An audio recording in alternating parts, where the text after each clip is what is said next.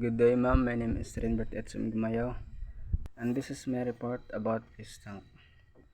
So let's continue to water parameters. Maintaining the correct water parameter is essential for well-being of your fish. This include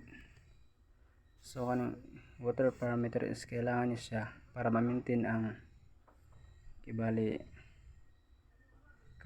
kuan sa tubig.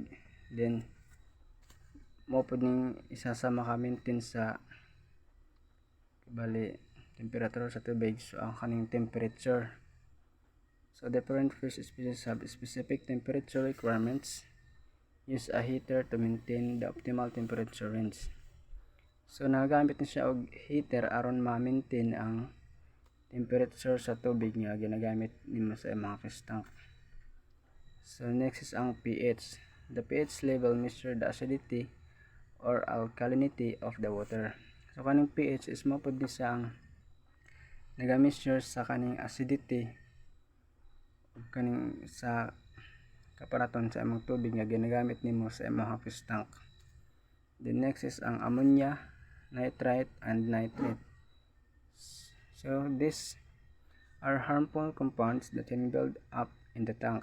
Regular water changes and properly functioning filtration system are essential to keep these levels low.